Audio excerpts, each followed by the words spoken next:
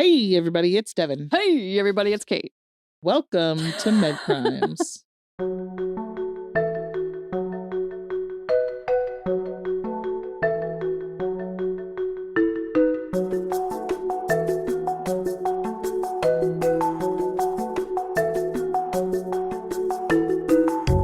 You see what I did there? Well, no, I was actually looking at something because when I went, hey, your light flickered over there. It was actually really interesting. Seriously? I think there's a spook.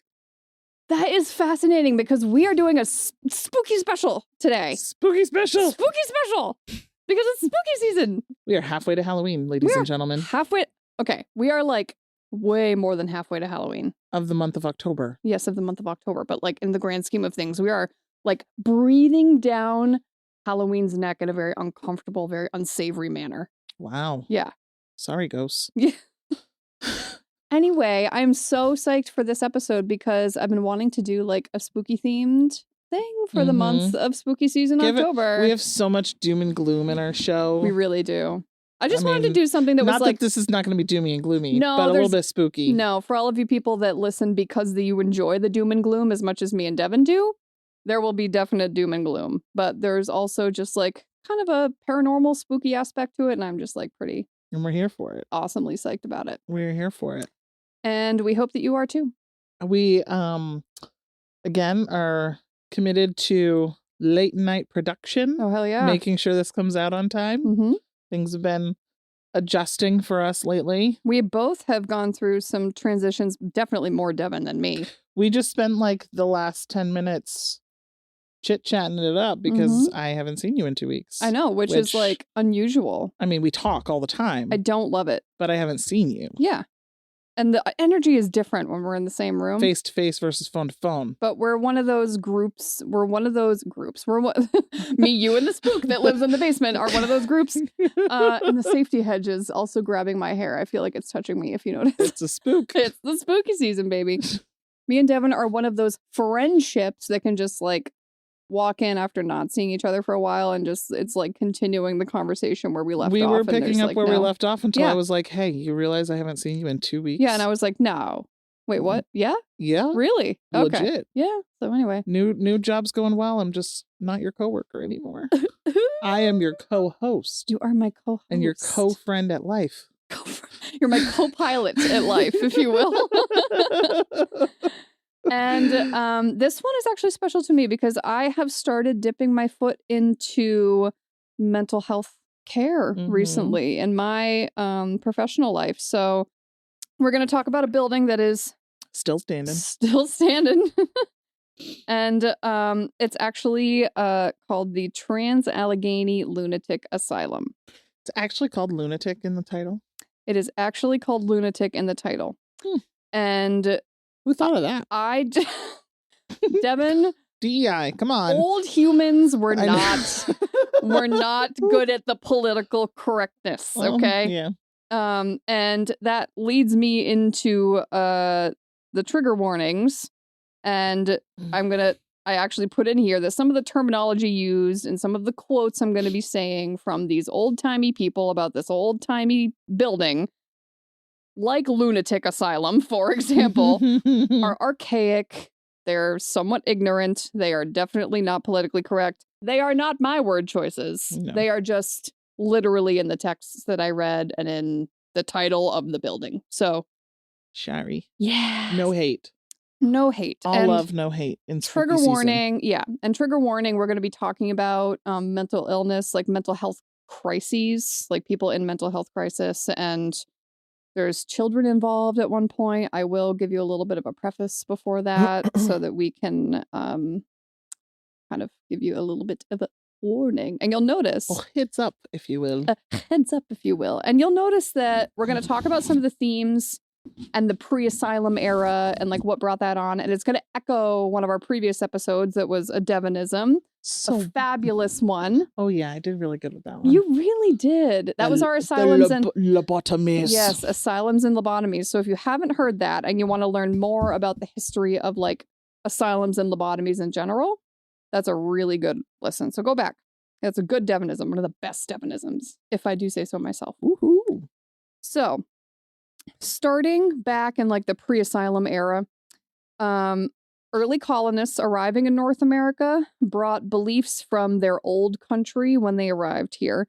One of which was that people exhibiting aberrant behavior, which is like any behavior that's not considered normal social societal behavior, was considered to be possessed by demons or witches, and on occasion by the devil himself. So most everyone has heard of the notorious Salem witch trials of 1692. I was just going to say this is triggering witch trials for me. Yes, exactly. And in recent studies in the historical documents describing the symptoms of a lot of the accused, modern psychologists have actually concluded that the majority of the executed witches were most likely suffering from some kind of mental health issue or a medical issue. And other ones were punished just because their neighbor didn't like them and accused them of doing something that they didn't do. Mm-hmm. That's a whole separate issue. Maybe we'll do that. Maybe we'll do that one of these days, because there's a really interesting theory out there that the Salem witch trials was influenced by ergot poisoning, which is like a whole different thing. But so it's interesting. There's all sorts of interesting lore around that. God, I love conspiracy theories. God, I love history. You could go down a rabbit hole. Now, throughout the next century in colonial America, the treatment of these people was almost invariably barbaric. Like there was no. I know, isn't that? It's so awful. It's treating them inhumane. So like. Like, and when we say barbaric, it's like they had no concept and no plan to help or deal with or keep safe people in this condition. Like they just had no idea what to do. So if somebody had these behaviors or was exhibiting signs or symptoms, and they did not have friends or family to look out for them and take responsibility for them and care for them, the only thing that society thought to do at the time was to put them in a prison, just to separate them from society. And they were in the company of common criminals, violent people. Oftentimes, if these people were, very severely like in mental health crisis and like self-harming or harming others, they would be just chained to the wall, unclothed, chained to the wall, regardless of temperature, covered in their own filth. Like they were not cleaned, they were not fed, they were just like left chained to a wall because people just did not know what to do. Some families did take responsibility for their loved ones who were exhibiting signs or symptoms, but typically they were more like afraid of what society would think of them and their family if society knew that they had a family member that was having this type of issue. Right. So a lot of it was like concealing. Yeah, a lot of people didn't know that they might have had a child or a sibling or something locked in one of those homes. And they're just like forgotten family members, like the redheaded stepchild, which is a whole nother issue, which is incredibly sad. So people, would stash their family members away like in attics. Like they would have like secret sheds, like outhouses in the back, and they would just like keep their family member, their sick, ill family member who really needed help, which of course medicine had not advanced to even encompass what that means at the time. But this is what was done back in the day.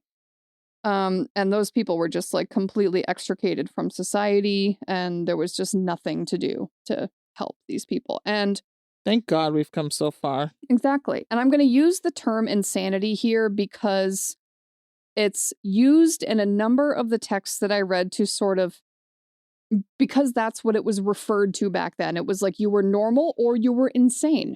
And there was really no like in between. I'm insane. I could be, I'm insane. I have a mental health diagnosis. I'm insane too. Throw me in a fucking hole in the ground. So, and so the term insane was used because insanity, meaning that umbrella term that covers literally everything except for sane, insanity is incurable. So nobody had even tried. Yeah. Nobody had even tried. Nobody had researched. This was like the right off. Insanity is incurable. Oh, once you have an episode like that, you're insane, you're incurable. You need to be extricated from society, either in a prison or have your family put you in a hole in the wall. Could you imagine, like, I don't know why this particular one just came to my head, but like postpartum depression and stuff. Well, why did that just come into my head? But like someone who's completely you are absolutely right, because I will get into it. And as late as the 1930s and 40s, women were hospitalized and committed After having babies. After having babies, or with other, quote, womanly dysmenorrhea, like PMDD, like premenstrual dysphoric disorder, mood disorders from menopausal women who go through mood changes. I mean, when we get to that era, we'll talk a little bit more about it, but it is like, are you fucking kidding me? We'll talk about it. Fox. Now, the 1800s brought a much needed change in the world of mental health care. At least it was the shadow of a positive thought about what can we do for these people, right? A little glimmer. Because what we talked about in the Asylums and Lobotomies episode was that, this was a great thought. On paper, this was a wonderful thought, and the intent behind it was very honorable because we were taking something that was very poorly understood, which was all of the mental health issues, and creating a facility in which these people, in theory, I'm stressing in theory, would be able to walk the halls freely, be fed, clothed, and cared for, be sanitary, get stimulating activities, socialize, and in theory have a great quality of life and maybe even re-enter society one day. That was the hope. These were the hopes and the goals. It did not work out that way for a lot of years. A lot of people suffered and died as a result. Now, one of the pioneers of this idea and philosophy was Dorothea Dix. Do you remember reading about her? Yes, she was in that episode. Yes, so she was the jack of all trades from Massachusetts, nurse, teacher, who said, you know what, we need to have places for these people. We cannot just keep doing this. This is something that needs to be better understood. And we need to, and she started like lobbying in the state of Massachusetts, actually. She started like lobbying for change. They're so progressive. I know, right? And so she actually went and visited a prison in Cambridge, Massachusetts, and saw a mentally ill patient chained to a wall, covered in their own filth. And she learned that this is just what is done with people that are suffering from mental illness. And she was appalled. And she was inspired to become like this lifelong crusader of improvement in the treatment of the mentally ill, essentially. So once she started having some success with changing some of the legislature in Massachusetts, she started traveling state to state. She even traveled to Europe and Asia. And she ended up encountering Dr. Thomas Kirkbride.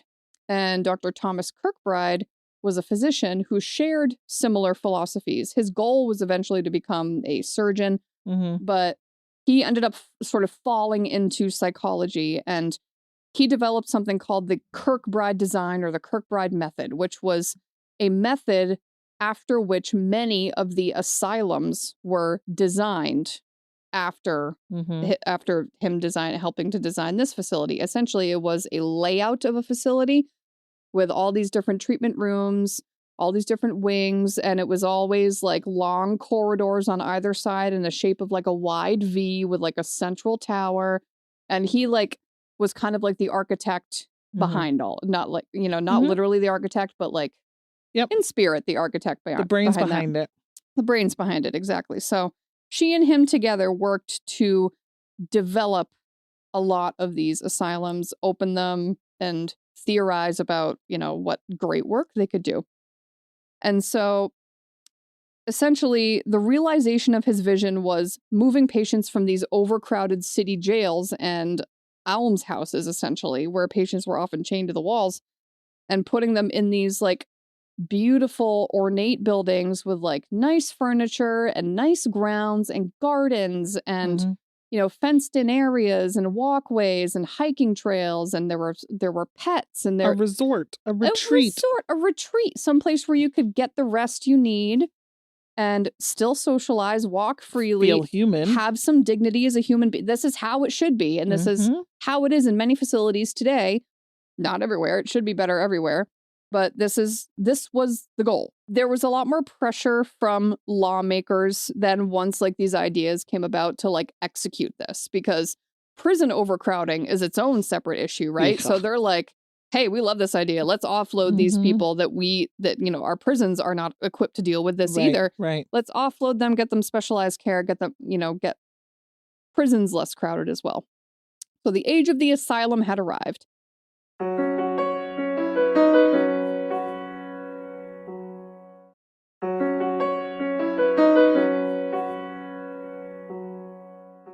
So the Trans-Allegheny Lunatic Asylum, which is what it was called when it initially was opened, of course, that name actually has changed, but then I think they kind of reverted back to it when they started opening it and doing like haunted attraction stuff, just because it's like the name is just like spookier, which it's shouldn't have that connotation, but like that is how it is.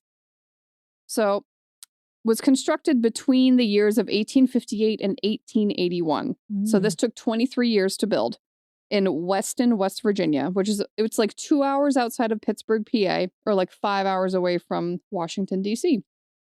It is the largest hand-cut stone masonry building in North America, still to this day.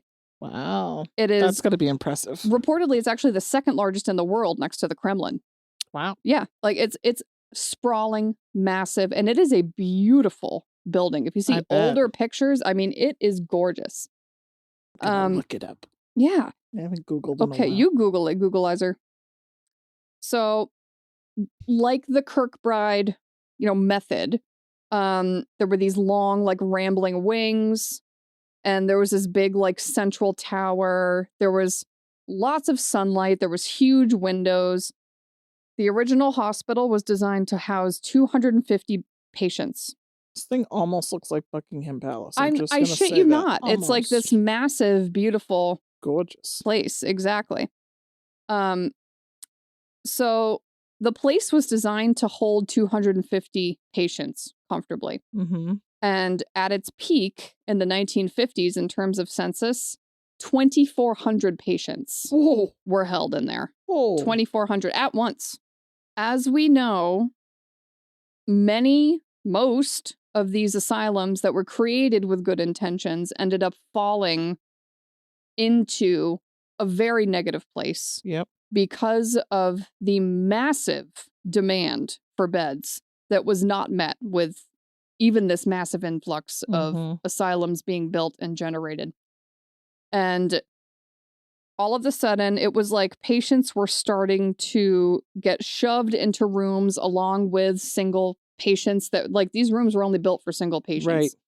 And they were housing 4 and 5 people in these tiny rooms that were built for one patient. Wow. So something I'm seeing quickly here is like that they might let someone sleep in a bed or a cot for 8 hours. Yes. And then they might give their bed to somebody else. Like just rotate the same they would furniture. just have to rotate the same furniture. And that was not just here. That was the theme in many asylums. These pictures are quite something. I will say too, the Civil War was sort of in the throes of it around the time of the construction. And construction halted for a period of time because our armies needed to use the grounds, like the beginnings of the foundation and everything, and they actually converted it to what was known as Fort Tyler or Camp Tyler back in the day. And there was a battle at Fort Tyler, and there were soldiers that were killed on the grounds even before the place was constructed. Got it. So we'll come back to it, but there's actually, they say that people see like Civil War soldiers and like spooky stuff in the hall. So there's that. And so those who came to be treated for their mental health issues either voluntarily or were committed like involuntarily with the hopes that they would receive all that fresh air and rest and enriching activities. Unfortunately, the overcrowding and understaffing also became just like a hugely critical issue. So there were not enough staff members the funding was an issue too. There were not enough staff members to manage this massive influx of patients safely. Some of these patients were violent to others or to themselves. And in order to keep things under control, patients were often kept in restraint for like days at a time. And as we know, early on, there were no real treatments available or medications for those suffering from mental illnesses, or there were very, very, very few.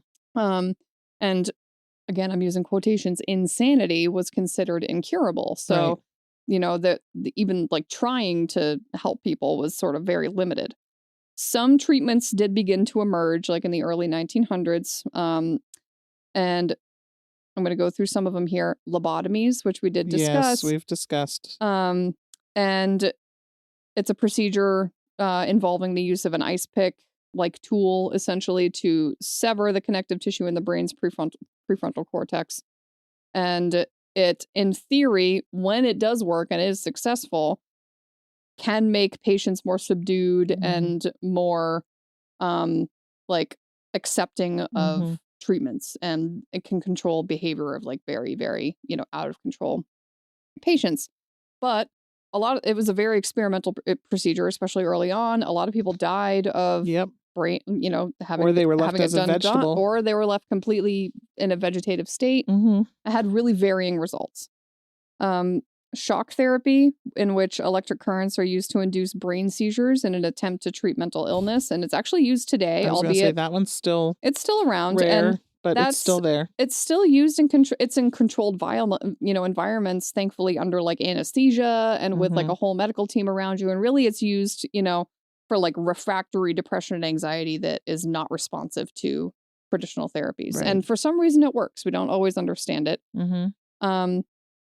Some of the other quote-unquote therapies and treatments that they used there were hydrotherapy, which the name sounds nice, but patients were locked in tubs of water that were either dangerously hot or icy cold for extended periods of time. And when we say extended, this is not the new rage of the ice bath things that people are doing for 2 or 3 minutes. This is like hypothermia inducing. Oh yeah, this is like for a long time. Like they would literally put this, there are photos of it. You can Google this, where there's an apparatus where the head pokes through and it holds the body under a tub of water. There's something lovely called needle showers. No.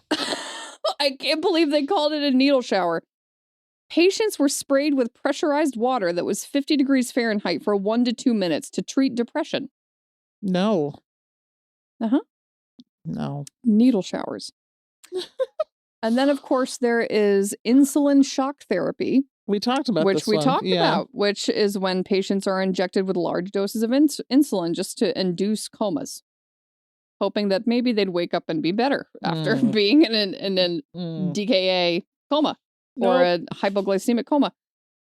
And then, of course, Benjamin's up. And then, of course, forced sterilization. A controversial psychiatric treatment. Awful. Yeah, where they would literally just sterilize you. We're going to just make sure that you can't make any other people like yourself. Yeah, we want to end this with you. We want this to die with you. Gosh. So that's disturbing. So again, while the vision was admirable and it was a nice thought on paper, to try to help executing it became a huge problem. Exactly. So this just essentially took this population of people and moved them from the prisons into their very own prison, where it was essentially becoming hell on earth with the overcrowding. Gosh, I don't even want to imagine. And I mean, the sanitation was limited, right? The plumbing could not I'm support. Looking at are awful. The plumbing could not support the amount of people that were in these.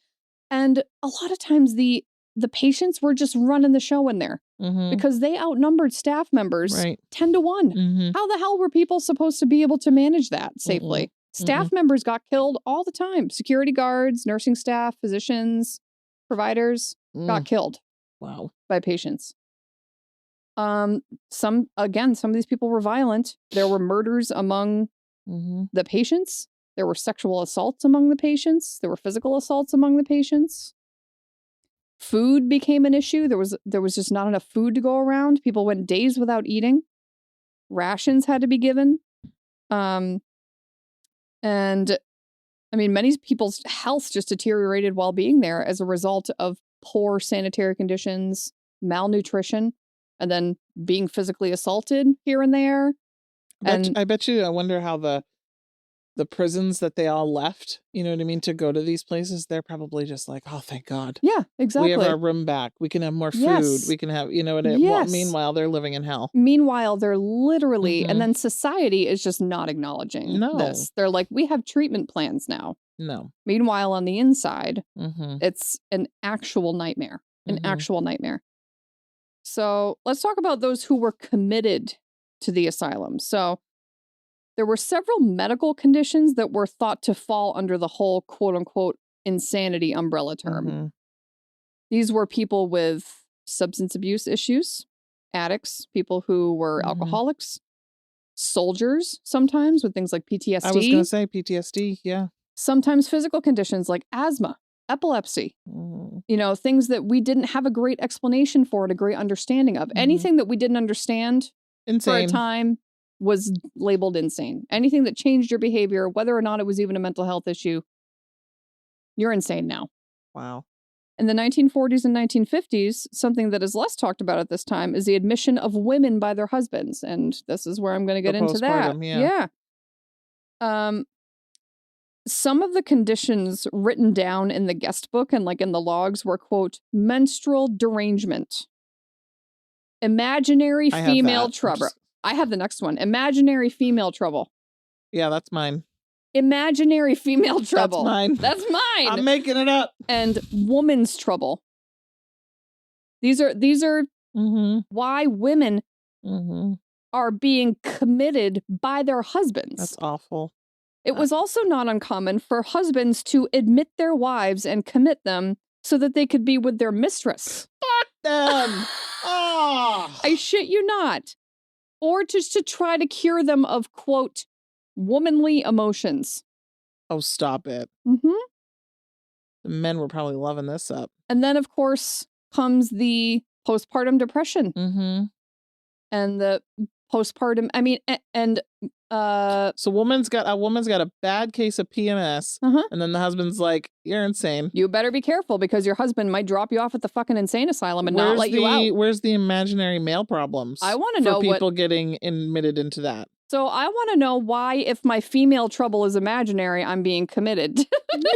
Because you're labeling it imaginary, so you're insane.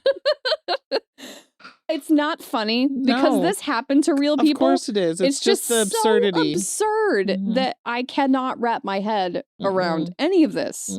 It's wild. Head is not wrapped. My head is not wrapping. I'm not commuting. I'm not computing right now. Unfortunately, patients with violent tendencies were sometimes locked in cages and put in rooms so that other patients crammed into the other room would not be harmed. But this wasn't always possible because there was just so much volume. And then Walter Freeman, who we talked about. Dr. Freeman. Remember good old Dr. Freeman. We talked about him in the lobotomies episode, and he started performing lots of lobotomies at this facility to cure patients, quote unquote, throughout the hospital, and hopefully make the violent people less violent and more manageable. But of course, this sometimes left patients disconnected from their emotions, and it seemed to make them docile. But on the other hand, it could kill someone, and it often did. So this was kind of hit or miss, to be honest. He wasn't my fave. Yeah, no. Not at all. Trigger warning. Oh, children. Here we go. Yes. Adults are not the only people that were treated in this asylum. There were many children that were quote unquote treated as well. The typical child that would be interned at the facility would be ranging anywhere from a child with some hyperactive tendencies, perhaps children that were on the spectrum to some degree, or children that were profoundly mentally disabled. So, I mean, anywhere sort of on that spectrum. There were even children that resided at the facility because they were born there because women were admitted when they were pregnant at the facility and then delivered or assaulted. They were assaulted or engaged in sexual activity in the facility and then had their baby at the facility. So these kids, these young children, these babies are just growing up in this crap. Yeah. In this shithole. And some of them died. I was going to say environment, but you chose a much better word. Yeah. And so a lot of these kids did not survive. How could you? How could you? No. I mean, you have no real, great parental figures, you know, Nope. for one. And then like the environment is secondary to that. You know what I mean? Mm-hmm. And plus there's all these freaking violent people around, you know? And you're defenseless. And you're defenseless. And these people are not getting the treatment that they need. Nobody is. In the mid-1930s, the facility was so overrun that it would be, again, 4 to 5 patients housed in rooms that could really only comfortably accommodate one. And they often didn't have heat in the building, and everybody was freezing cold. Patients and society members with a variety of issues grossly outnumbered the staff, and again, essentially ran the place. So violence was commonplace, murder was commonplace, sexual assault was commonplace, food was becoming scarce, sanitation was a big problem, ventilation was a big problem. Hell on earth, like I said. This went on for literal decades. Yep. And this was by far not the only facility that this happened in. So this was like a thing that just happened. So many. Yes. So many facilities. Yes, absolutely. This was countrywide, continent-wide, worldwide. Like this was the norm throughout the early 1900s. Thousands and perhaps millions died of botched procedures, violence, malnutrition, and unsanitary conditions worldwide around this time. So the building itself, again, is sprawling. It's huge and it's gorgeous. There are gardens, there's stone-paved walkways, there's that nice ornate tower in the middle there. And over the years, they did expand to try to accommodate all of that volume, but they had really no funding. Like the states were not giving these places any funding. Nope. These places were just not on anybody's radar for the longest time, which is how people suffered for as long as they did. So they never were able to keep up with the over-occupancy. There was a period in the 1970s in which the asylum was also on record as having been used as a place where intoxicated people would get thrown into until they sobered up. Oh, good. So it's the drunk tank. Yep. So this would include teenagers who were out partying. Police would just toss them in there just to dry up. Unfortunately, like these teens and young adults would be thrown in with men and women who were suffering from mental illness that was untreated or treated very much to a limited extent. All of them were hungry, and all of their issues were probably exacerbated by living how they were living. And a lot of these people were violent, and at least one young person was on record to have died because they were in there, because they had drank some alcohol, they were drunk, they were thrown into this asylum, and somebody stabbed them to death, a teenager. Wow. The abuse and neglect of patients inside the Trans-Allegheny Lunatic Asylum remained largely unknown to the public until 1949. 1949 was when the Charleston Gazette published this big expose on the terrifying conditions. And this happened a few times over the next few decades. And out of these continued reports is where the big period of reform came in the 1970s and 80s. Some based in the 70s and 80s, there was that big period of reform. And there was some clarification on legislation around this time that came out. The people who were deemed able to had the right to refuse treatment. And you could not just bring your wife in one day and be like, she's having woman troubles. Can you take her off my hands for a while? Right. You can't just do that to a person. You can't just bring a human being who is cognizant into a place and refuse to let them leave. You can't do that. So anyway, that was all reformed, thankfully. Necessary. Yeah, exactly. Now, this facility had been renamed a couple of times during its operation. It was renamed Weston State Hospital back in 1913, and then in 1990 was eventually made a National Historic Landmark. Ultimately, in 1994, it ceased operation completely. So it actually did operate as a mental health facility up until 1994. It operated for a total of 130 years. Wow. I know. Wow. It's estimated that in total, approximately 30,000 deaths occurred there over the years within that building. Goodness, 30,000 people. So many. And around 4,000 lobotomies were carried out in that place. Remember the lobotomobile? Yes. Yeah, the lobotomobile. Yes. Yes. The building was do brain surgery in a van. Yeah, just in a van. It's fine. So the building was a landmark and did give tours. And staff kind of kept things intact. And of course, time caused it to deteriorate physically, so they did try to keep it up. And when people were kind of, the caregivers and staff members that were there keeping it up started reporting they were having experiences that they could not rationally explain. And in the following years, it has become known as one of the most haunted asylums known to us in North America. There are thousands whom likely died terrible deaths there, of course. And the hospital's better-known spirits include a little girl named Lily, who was born in the asylum, a man named Jesse, who died of a heart attack in a bathtub, probably receiving hydrotherapy, and a patient named Jim James, who was brutally murdered by his roommates. And an article published by Marissa Cascino in the Washingtonian in 2018 that was titled, quote, "I spent the night in a haunted asylum and I still can't explain what I saw," end quote. Her article states, quote, "Julia and I set up in a room allegedly haunted by a spirit named Jim James. We placed a mag light on the floor and asked Jim to turn it on. The light was Julia's, but I inspected it and it seemed totally ordinary. A few beats passed and then it came on by itself. I offered Jim a cigarette to turn it back off and it went dark," end quote. So, a little experience there. I kind of want to go. I kind of want to go. I'm not going to lie.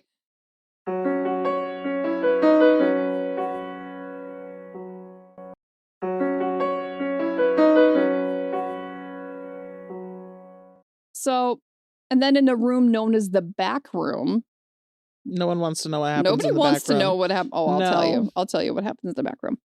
So this is a room towards the back end of one of the big long wings on the building.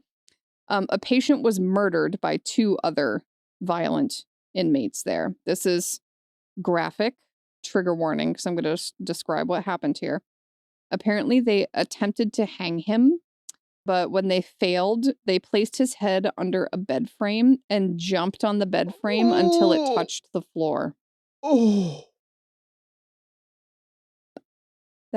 This is the stuff that happened in this place all of the time. Oh my gosh. There were many other patients that were murdered in cold blood by their peers just because of a combination of everything that happened, obviously. This room, the back room, is known for its cold spots. It's people can hear crying in this room often, I guess. And they hear like outcries and crying, and they say it's a ghost of a man named Dean who was murdered in this room. Oh, yeah. Man. And the isolation cells is another hot spot. One story notes a former boxer who suffered from head injuries during his career that left him violent and emotionless, who was an inmate there. I'm assuming he had CTE. That makes sense. He attempted to beat down the metal door that isolated him, and he ended up ripping the door off its hinges, leaving visible dents in the steel. And when he finally got the door off, it is said that he handed it to one of the nurses and calmly returned to his room. That's just a little tidbit about this guy. And the rooms there were mostly used for isolation to keep like the most violent patients away as they could. But visitors who visit there report being pushed, scratched. They hear disembodied voices saying, quote, "Get me out of here." Get me out of here. And similar types of things. Get me out of here. Yep, just like that. Good job, Devon. My boys have a little Halloween book. You push a certain little button, it's a coffin, and it goes, "Get me out of here." That's really weird. That's why when you just said that, I'm like, "Get me out of here." I was like, where's this inflection coming from? Because that sounds cheerful. I'm and gonna these people are not go cheerful. home when everybody's asleep, and that book's just gonna turn on. Yeah, and you're gonna be like, "Oh shit, it's my guy. It's CTE guy from the asylum. He's come to find me."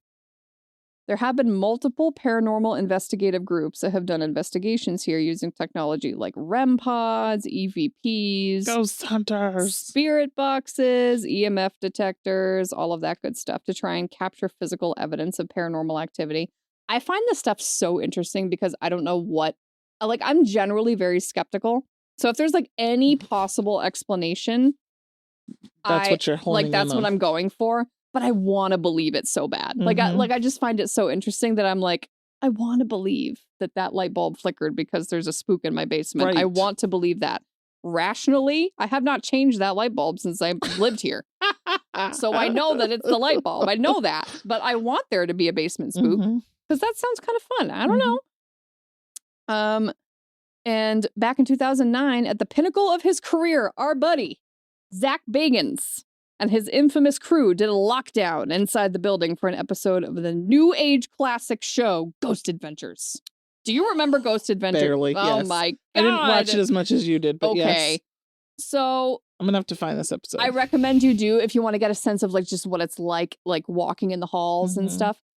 But please, take it for a grain of salt, please. It's a very theatrical show. Of course, yes. Stuff has come out that it was very much embellished and like there was not a lot of verity to whatever they were doing. They were doing a lot of it for showmanship, and I think a lot that's a lot of his investigations. But he's just like so emo and like so intense, and the way he speaks and the way and like all the theatrics of the whole thing is just very entertaining. Like it's just entertaining. Like it's fun. Okay, just go watch it. I'm gonna find it. It's fucking fun. It's entertaining AF. So they do catch a few EVPs, some footsteps, some noises, some clanging, lots of temperature changes, things like that. Nothing real striking, but I mean, watch it. It's fun. It's a fun watch. Nowadays, the building is owned by a sole proprietor by the name of Joe Jordan. It is being kept up and kept open for historical tours as well as ghost tours, and even offering extended ghost hunts, private ghost tours, and overnight ghost tours. Will you go with me?